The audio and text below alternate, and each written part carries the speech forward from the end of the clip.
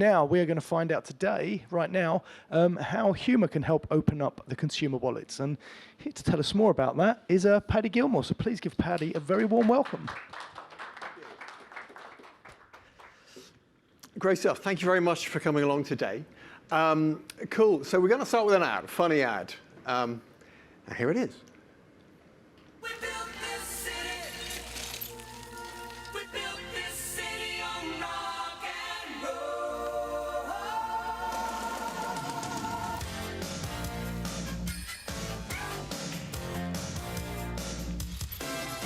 Say you don't know me, I recognize my face. Say you don't care close to that kind of place. I saw you place the mama, listen to the radio. Don't you remember, we built this city on rock and roll. We built this city on rock and roll.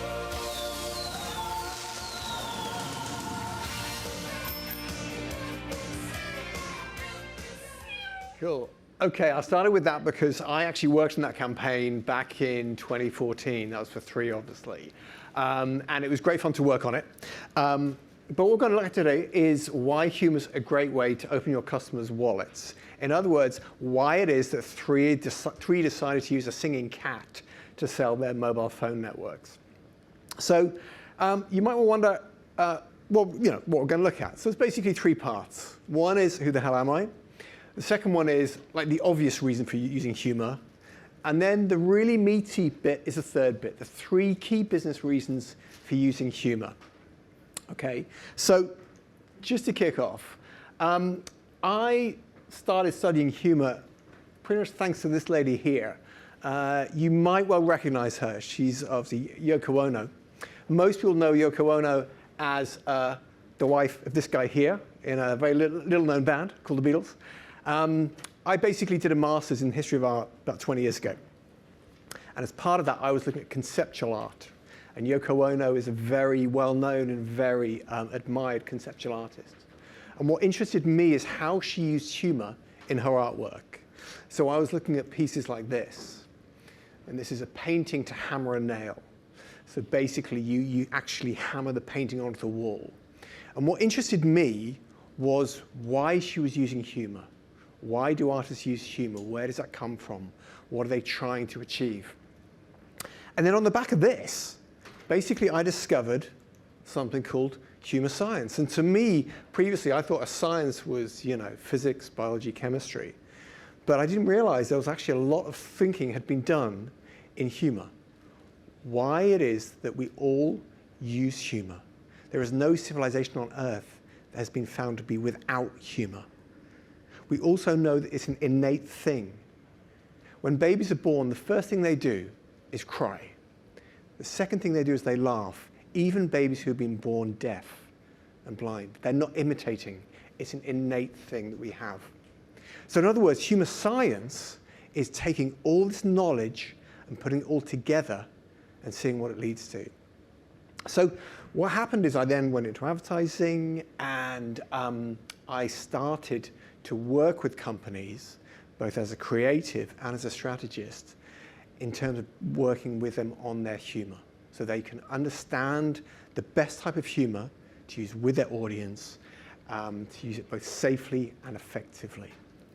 So this is the tool I use. It's called Humour Scope, and it basically is about looking at the audience, and it's about looking at the proposition, the brand, the category, and so on. And these are some of the companies that I work with. So there's an obvious reason for using humor. And this is something that, in a way, it's so obvious, there's not a lot of point me saying it, but I'm going to say it anyway, because this is typically the reason given when you read an article about humor and marketing. And the obvious reason was best stated by this man here. Now, he's called Sid Caesar. He was an American comedian. He was very big in the post-war era. And he once said, humor makes people feel less lonely. So it makes us come together. In other words, it makes you feel good, and it makes the person you're talking to feel equally good. Now, it's true, but it's also really kind of obvious. We all kind of know this, okay? So the reason we're here today is we're going to look at humour and marketing, and the 3 core reasons why humour and marketing work, but not just from a kind of it makes audiences feel happy way, from more of a scientific way. What is it that scientifically we can say with certainty? And what is it we can say with certainty so we know why it is that McDonald's and IKEA and Volkswagen and Ryanair use humour massively in their communications? So this man here is a German marketing professor called Martin Eisend. And back in 2009, he published a huge meta-analysis, which is basically like a massive big compendium looking at the relationship between humour and advertising. And what he did is he went through all the papers he could find, all the academic papers, over a 44-year period between 1960 and 2004. And he was trying to find that key relationship between the two. He wanted to know, what effect does humour have on brands? And this was the core thing he discovered. Using humour in ads makes people more likely to buy what you sell. It's that simple. Here's a commercial example. Okay, which one of you losers nicked my deodorant? Who'd want to smell like you? Who would have smell like you? Nice. Mature. Zip it, shrimpy. Dan, eat your Snickers. Why? Because you turn into a right diva when you're hungry. Better? Better. You're not you when you're hungry. Snickers. Get some nuts. Now, that campaign launched in 2010. It was a global campaign. In the first year of its launch, sales of Snickers increased by 15.9%, which is huge. And that was just in the first year. So that's the first reason, okay? It's very good news for brands because it makes people more likely to buy what it is you're selling. The second reason is humorous messaging appeals to customers more than any other messaging type. So if you take lots of messaging types, it might be motivational, it might be reassuring, it might be, functional, whatever it might be. Humorous one comes out at the top. So motivational, educational, thought-provoking, reassuring, and inclusive, all down at the bottom. This one comes out the top. This was a survey done in 2022 of 2,000 working age adults, and other surveys have had very, very similar results. So this isn't just a result of one survey, it's many surveys. So you might well be wondering, well, why is it that humorous ads appeal so much? And I think the core reason is very simply that advertising is interruptive. Ad blocker software is at an all-time high. So all advertising is unwanted as you're interrupting people's lives. So if you're going to crash the party, bring some champagne. All right? If you're going to interrupt people, it helps to entertain them. So that's the second reason, because, as you know within marketing today, marketing is hard. It's tough. Lots and lots of channels, lots and lots of theories, lots and lots of thought leaders and ideas and new gadgets coming along and so forth. So often one of the best reasons for using humor is you want to make that playing field as level as possible. You want to increase your chances as much as possible. And so there you are. If you're going to crash the party, bring some champagne. That's the second thing. And the third reason is, it kind of goes back in a way to what I was talking about earlier, which is about humor science, which is the science is increasing exponentially year on year. If you take a look at this, between 1900 and 1909, we know of only 2 academic articles on humor and laughter, just 2. If we fast forward 100 years, sorry, those are the little symbols there, because they're well small. If we go forward 100 years, here, it's not working. Sorry, is that?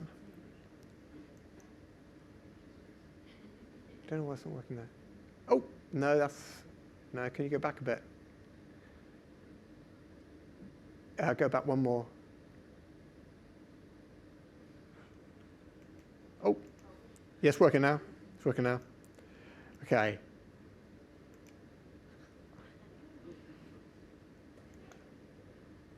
Next.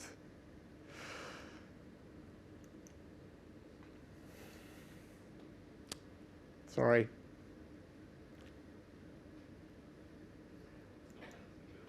Oh, yeah. Okay.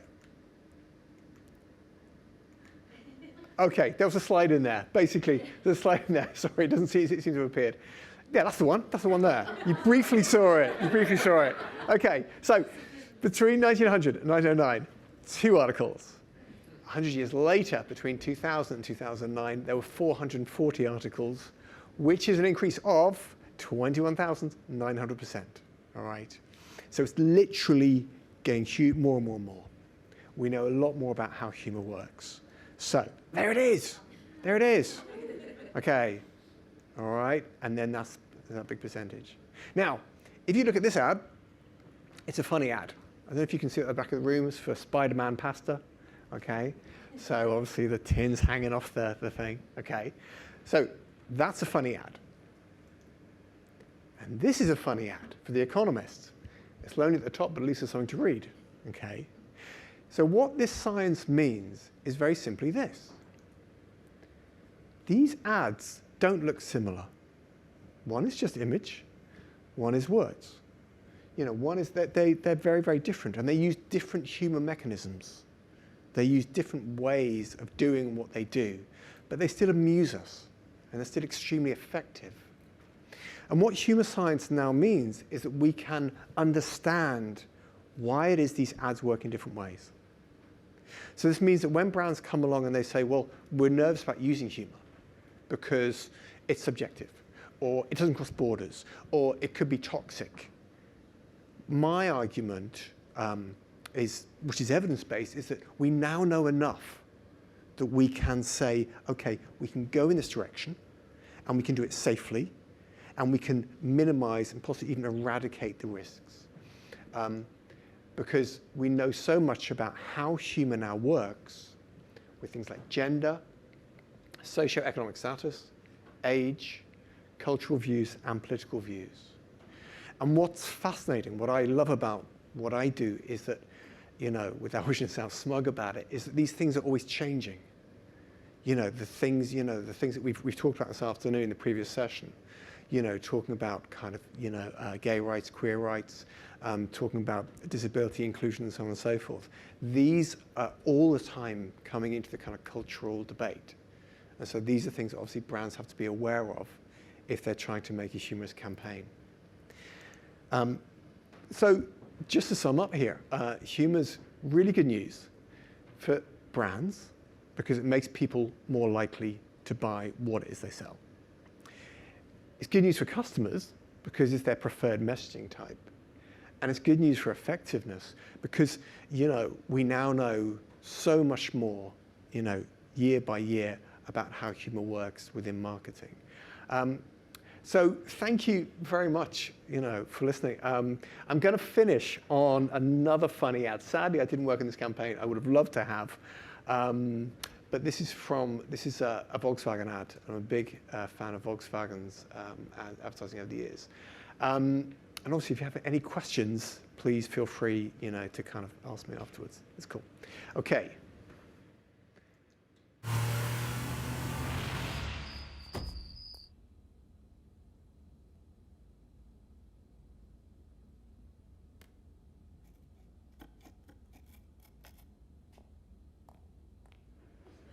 Volkswagen, das Auto.